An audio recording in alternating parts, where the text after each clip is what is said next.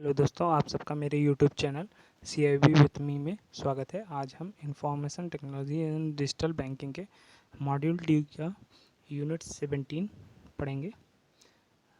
Unit का नाम है business continuity and disaster recovery planning. तो चलिए देखते हैं कि ये बिजनेस कंटिन्यूटी और डिजास्टर रिकवरी प्लानिंग होती क्या है।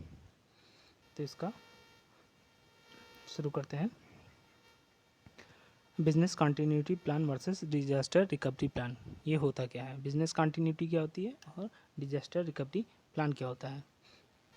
तो बिजनेस कंटिन्यूटी प्लान, जिसको हम शॉर्ट में BCP बोलते हैं, is a strategy that allows a business to plan in advance what it needs to do to ensure that its key product and services continue to be delivered in case of a disaster। तो इसका मतलब ये है कि business continuity एक तरह का strategy है जो कि बिजनेस को एक तरह का प्लान बनाना है एडवांस में कि इन केस अगर कुछ भी डिजास्टर हो जाता है तो उस केस में हमारा बिजनेस जो है चलता रहना चाहिए, उसको हम बिजनेस कंटिन्यूटी प्लान बोलते हैं। वाइल जबकि डिजास्टर रिकवरी प्लान क्या है, DRP, जिसको शॉर्ट में बोलते हैं DRP। ये फुल फॉर्म याद रखिएगा, DRP क्या होता है, business disaster recovery plan. DRP allows a business to plan what needs to be done immediately after a disaster to recover from the event।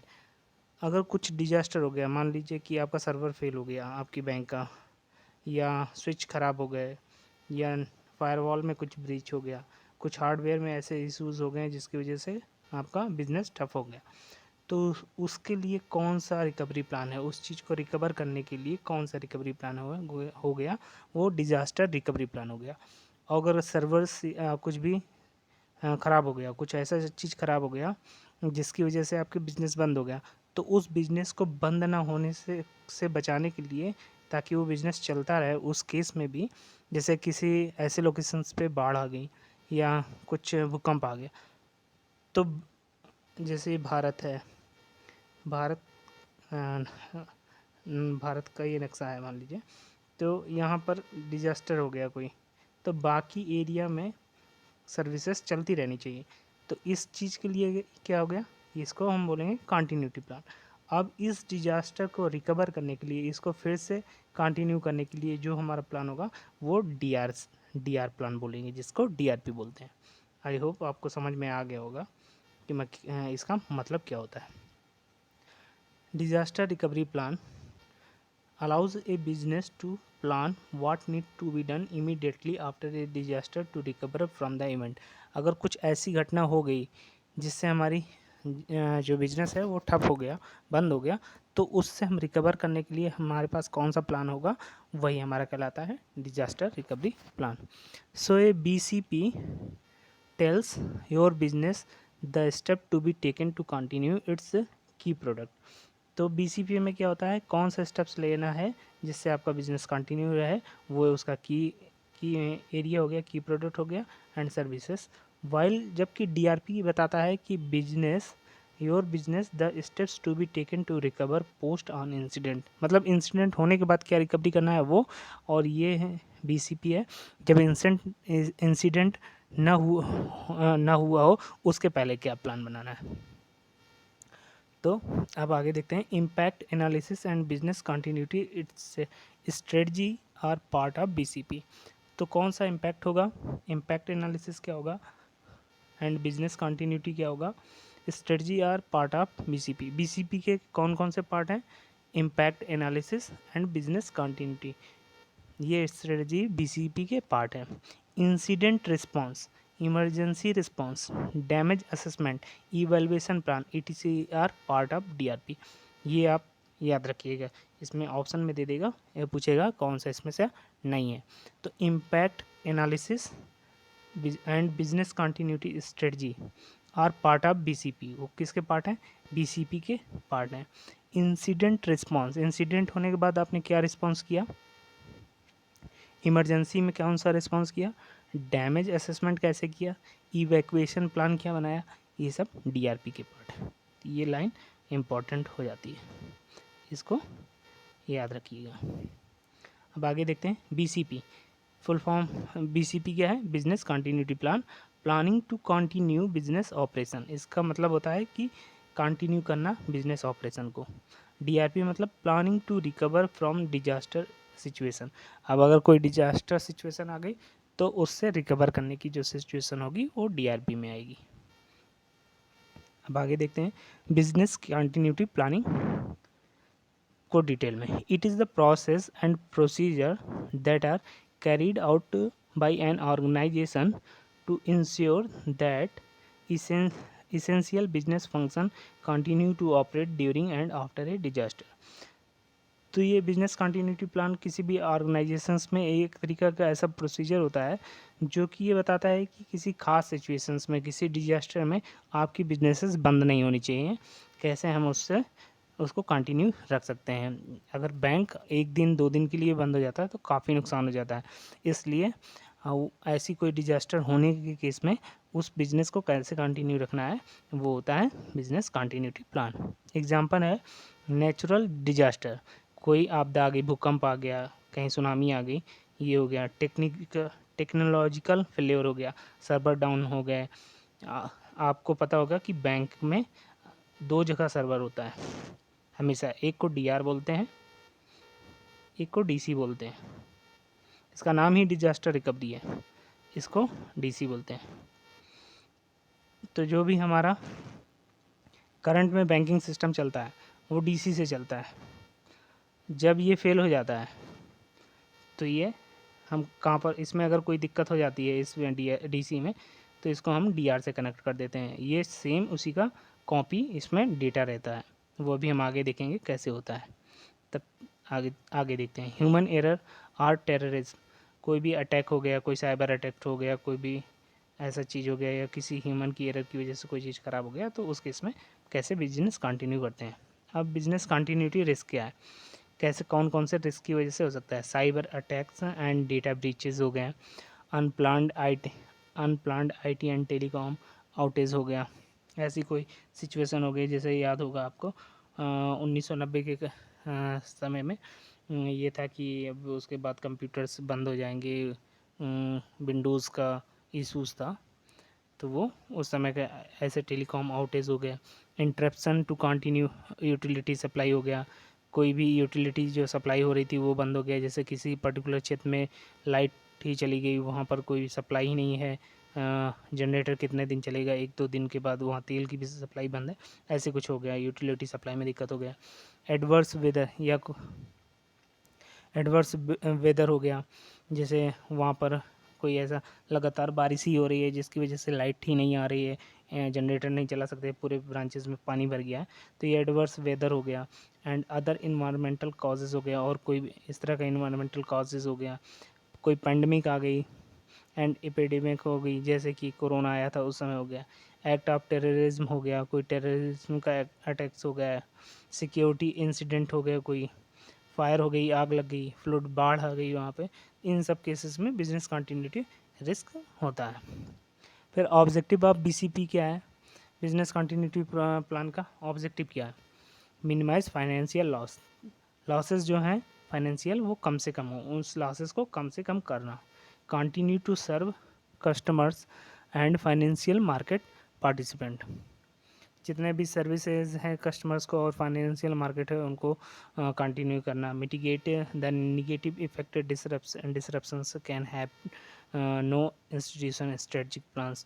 जितने भी निगेटिव इफेक्ट हैं उनको भी ऐसा स्ट्रेटजी बनाना कि उनको मिटिगेट करना, कम करना। Reputation, operation, liquidity, credit, quality, market position, ये सारे जितने भी रिस्क्स हैं इन सबको कम करना। Ability to remain in compliance with applicable law and regulations, और इस चीज़ का भी ध्यान रखना कि जितने भी लॉज और रेगुलेशन है उनका कंप्लायंसेस वो रिमेन्स, एबिलिटी टू रिमेन रहे, वो कंप्लायंसेस वैसे बरकरार रहें। अब कंटीजेंसी प्लानिंग, इसमें क्या करेंगे देखते हैं। कंटीजेंसी प्लानिंग होती क्या है? It is the process of devising plans and strategy for कॉपिंग with emergency situation. coping with emergency situations that cause disruptions of normal computer operation। ये कंटीजेंसी प्लानिंग का मतलब कंटिन्यू रखना, अगर इस किसी केस में ऐसे कोई प्लान या स्ट्रेटजी बनाना जिससे कि इमरजेंसी सिचुएशंस में या डिसरप्शन की सिचुएशन में हमारे जो नॉर्मल कंप्यूटर ऑपरेशन है वो चलते रहे, उसको कंटीजेंसी प्लानिंग कहते हैं। डेवलपिंग कंटीजेंसी प्लानिंग, अब इसको हम डेवलप कैसे करेंगे? It analysis of business and organizational need, evaluation and alternative decision making, decision of contingency system and operations, development of plan, testing and implementation। इसके लिए हम क्या करेंगे? इवेल्युएशन करेंगे कि ऑर्गेनाइजेशन की नीड क्या है, बिजनेस हमारा कैसे है, उसका इवेल्युएशन करेंगे अल्टरनेटिव वेज का, कि ऐसा कोई इंसिडेंट होने पे हम अल्टरनेटिव वेज क्या यूज़ करते हैं, डिसीजन क्या ले सकते हैं, डिज़ाइन ऑफ कंटीजेंसी सिस्टम, उस तरह का हम सिस्टम डिज़ाइन करेंगे कि कंटीजेंसी हमारे बने रहें। And operation development of plan operation development करेंगे प्लान्स का, टेस्टिंग एंड इम्प्लीमेंटेशन करेंगे, उसको टेस्ट करेंगे और इम्प्लीमेंटेशन करेंगे। उसी का एक एग्जांपल हो गया DR and DC. The guidelines of business resumptions, continuity and disaster recovery plan. अब इसके लिए गाइडलाइंस क्या क्या है? एम्प्लॉय को अवेयरनेस होना चाहिए कि कैसे कैसे इसका हम यूज़ कर सकते हैं। फायर डिटेक्शंस एंड प्रिवेंशंस होना चाहिए। फायर अगर कहीं डिटेक्ट हो गई और प्रिवेंशंस उसके लिए हमें प्रॉपर इक्विपमेंट इंस्टॉल करके रखना चाहिए। हार्ड कॉपी का हमें रिकॉर्ड रखना चाहिए।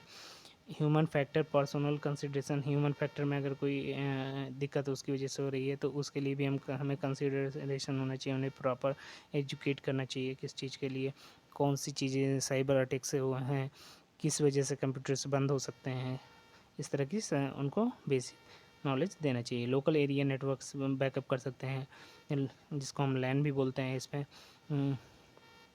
एक बिल्डिंग है, एक ही है, यहाँ पे आपके नज़दीकी जो ब्रांच है और भी ब्रांचेस हैं, तो कुछ ऐसा करना चाहिए कि डेटा कुछ यहाँ पर होना चाहिए, कुछ यहाँ पर भी होना चाहिए, तो लैन से कनेक्ट होना चाहिए।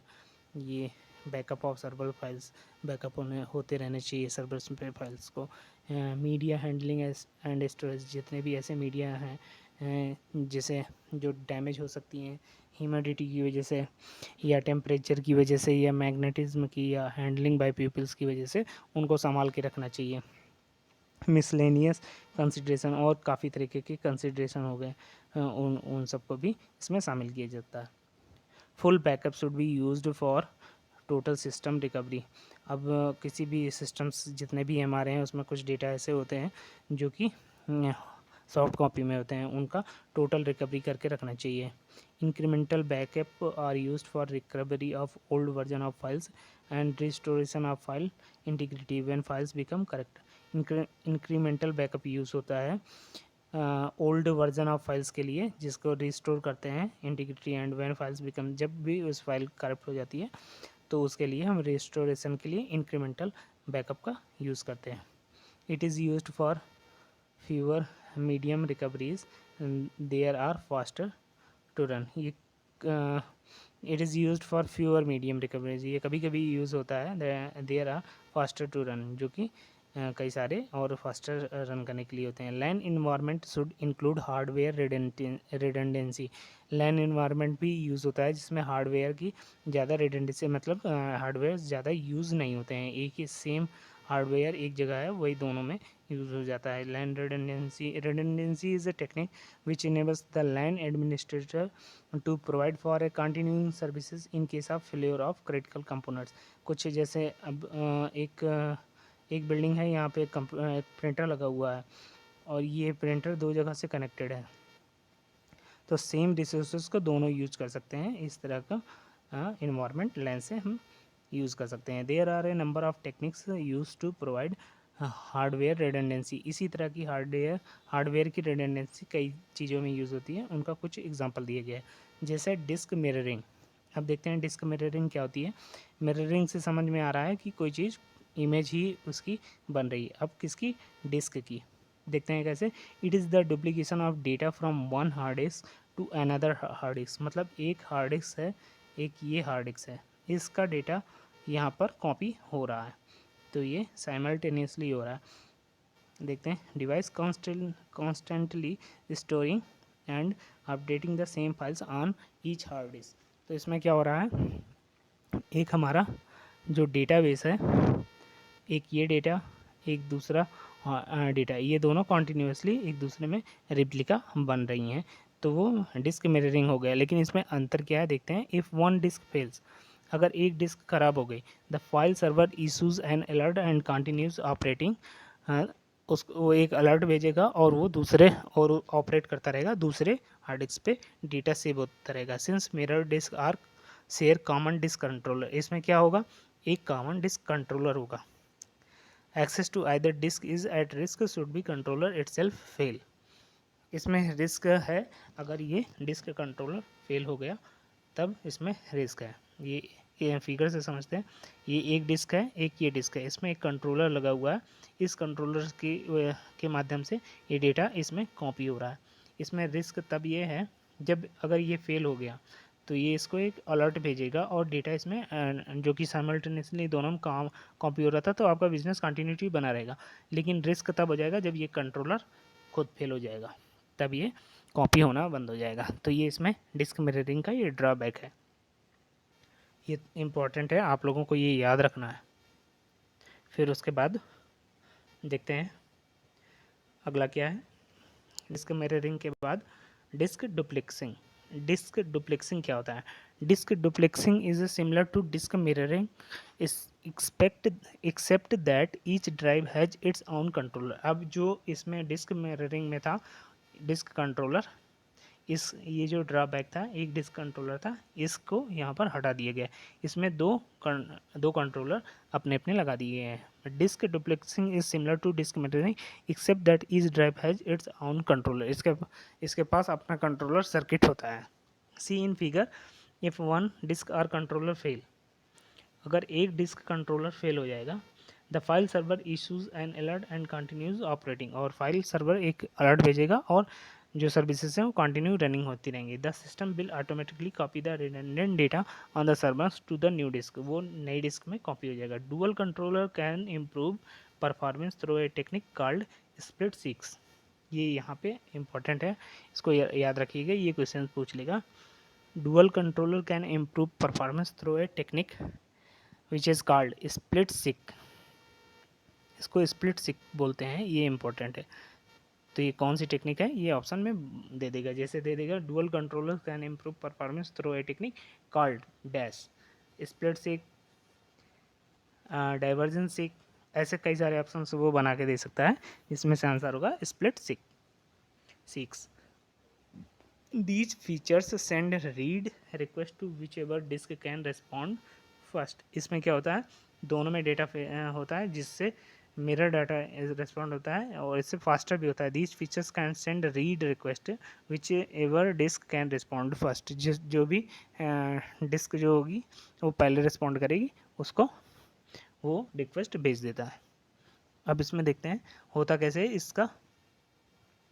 इसका खुद का कंट्रोलर है, डिस्क 1 है, डिस्क 2 है, इसका मिरर है, ये इस पर मिरर हो रहा है, ये भी इस पर मिरर हो रही है। तो डिस्क कंट्रोलर इसका अलग है, इसका डिस्क कंट्रोलर अलग है। ये इसका जो डिस्क मिररिंग में ड्रॉबैक था वो यहाँ पे हटा दिया गया है।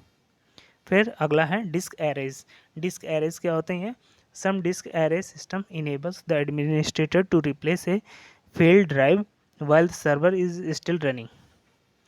अच्छा, अब इसमें देखते हैं, ये उससे भी एडवांस वर्जन आप कह सकते हैं कि सम डिस्क एरे, कुछ ऐसे डिस्क एरे सिस्टम होते हैं, enables the administrator to replace a failed drive. वो ऐसी सहूलियत प्रोवाइड करते हैं कि जो एडमिनिस्ट्रेटर होता है वो सर्विसेज कंटिन्यू रहती हैं, उसी समय फेल्ड ड्राइव को चेंज कर सकता है। While the server is still running, services server पे रन करती रहती हैं और उसी बीच में वो फेल्ड डिवाइस को चेंज कर सकता है बिना सर्वर को बंद किए। In this system the server does not have to be brought down, server को डाउन नहीं किया जाता है। Thus the user can continue operating while a defective drive is being replaced, जब भी उसको रिप्लेस किया जा रहा होता है तब भी यूज़र उसको यूज़ कर सकते हैं। सर्वर्स वो चलता रहेगा और वो क्लोज करने की ज़रूरत नहीं होती, मतलब सर्वर को डाउन करने की ज़रूरत नहीं पड़ती है। फिर रेड, फ्रेंड्स, ये रेड का फुल फॉर्म पूछता है, अभी रिसेंटली ही पूछा गया था, तो ये आप याद रखिए। रेड मतलब redundant array of inexpensive disk, इसका फुल फॉर्म याद रखिएगा जो कि यूज़ होता है यहाँ पे, redundant array of inexpensive disk. ये एक टेक्नोलॉजी है, ये याद रखिएगा। देखते हैं क्या है ये। redundant array of inexpensive disk technology is in use for failure recovery mechanism। ये यूज़ होता है फेल्योर रिकवरी मैकेनिज्म के लिए यूज़ होता है। Red 5 is most secure red label and having at least 3 drive. इसमें रेड 5 जो होता है मोस्ट सिक्योर माना जाता है, इसमें 3 ड्राइव्स होती हैं। A RAID 5 array can with withstand a single drive player without losing data or access to data। इसमें क्या होता है, डेटा कम से कम 3 ड्राइव होती हैं और कोई भी लॉस नहीं होने पाता है और सर्विसेज कंटिन्यू रन करती रहती हैं। तो इसमें आपको याद क्या रखना है, रेड का फुल फॉर्म, और ये टेक्नोलॉजी यूज़ होती है फेल्योर रिकवरी मैकेनिज्म के लिए। अब अगला देखते हैं हॉट बैकअप। हॉट बैकअप क्या होता है, ये पढ़ते हैं। इसको डायनेमिक और ऑनलाइन बैकअप भी बोलते हैं। अब ये डायनेमिक या ऑनलाइन क्यों बोलते हैं, ये देखते हैं कैसे। Hot backup is a technique use to provide for ongoing operation of a LAN should the file server fail. ये कंटिन्यू डेटा जो है ऑपरेशन प्रोवाइड करता रहता है जब सर्वर फेल हो जाता है। कैसे, in this technique 2 file server operate together. 2 file servers होते हैं जो एक साथ चलते हैं। Data is duplicated on the hard disk of the 2 servers. 2 अलग अलग सर्वर पे डेटा कॉपी होता रहता है। In short this is like disk mirroring but across 2 server instead of 1 server. इसके पहले अभी हमने देखा था कि जो डेटा मिरर होता है वो एक हमारा ये डिस्क हो गया, एक ये डिस्क हो गया, ये दोनों एक कॉमन कंट्रोलर से, ये कंट्रोलर हो गया, इस कंट्रोलर से अटैच होते हैं और डेटा यहाँ कॉपी होता रहता है। लेकिन इस वाले में क्या होता है, हॉट बैकअप में, इसमें इन शॉर्ट 2 सर्वर से लग जाते हैं। जैसे ये कंट्रोलर की जगह इसमें 2 अलग अलग सर्वर हो गए। एक ये सर्वर हो गया, इसको हम सर्वर कह सकते हैं, एक इसको सर्वर कह सकते हैं। अब एक सर्वर ये यहाँ डेटा कॉपी होगा, एक सर्वर यहाँ कॉपी होगा। समझ में, इस तरह का कुछ सिचुएशन होता है जिससे ये कॉपी होता रहता है। In short this is a like disk mirroring but across 2 servers. इसमें 2 सर्वर्स का यूज़ होता है, 2 servers instead of 1 server. If 1 server fails, एक सर्वर फेल हो गया, the other server automatically takes on all LANs. दूसरा सर्वर्स ऑटोमेटिकली ऑन हो जाएगा और वो लैन पे काम करने लगेगा। ये देखते हैं, इसका फिगर दिया हुआ है। Operation without any outage being apparent to the users of the LAN. जितने भी यूजर्स होंगे उनको कुछ भी पता नहीं चलेगा। ये हॉट बैकअप का फिगर है। अब आगे देखते हैं मीडिया हैंडलिंग एंड स्टोरेज। ये कैसे होता है, मीडिया हैंडलिंग और स्टोरेज कैसे करते हैं। Magnetic media is vulnerable to all sort of damage caused by humidity. जितनी भी मैग्नेटिक मीडिया होती हैं, जैसे पहले सीडी चलती थी, वो सब कैसे ये ख़राब हो जाती थी, सॉर्ट ऑफ डैमेज हो गई कॉज्ड बाय ह्यूमिडिटी, आर्द्रता की वजह से हो गई, शुष्क हो गया, मौसम की वजह से, टेम्परेचर की वजह से ख़राब हो गया, मैग्नेटिज्म की वजह से ख़राब हो गया, कोई चुंबकत्व के कारण रखे रखे ख़राब हो जाती थी। Airborne particles and handling by people से, लोगों के रख रखाव की वजह से ख़राब हो गई। जो हवा में कुछ पार्टिकल्स होते हैं जिनकी वजह से ख़राब हो गई, जिससे जंग लग जाता है, ऐसे कुछ चीज़ें ख़राब हो जाती हैं। इसी तरह मीडिया भी ख़राब हो जाती है। Backup media should be stored of site if at all possible. तो इनके कहने का क्या मतलब है कि जो बैकअप मीडिया है वो भी स्टोर होना चाहिए, ऑफ साइट पे होना चाहिए। मतलब जो भी हमारा जहाँ पर सर्विसेज रन कर रही हैं जिस क्षेत्र में, उससे दूर कहीं दूसरी जगह पे स्टोर होना चाहिए at all possible. Magnetic media should be kept away for source of heat से दूर होना चाहिए, रेडिएशन से दूर होना चाहिए एंड मैग्नेटिज्म से दूर होना चाहिए। ये 3 चीज़ों से मैग्नेटिक मीडिया को दूर रखना चाहिए। Magnetic media should be stored in protective jackets और मीडिया बॉक्सेस। जो मीडिया बॉक्सेस उनके लिए अलग से बनाया जाता है या प्रोटेक्टिव जैकेट्स होता है उसमें रखना चाहिए।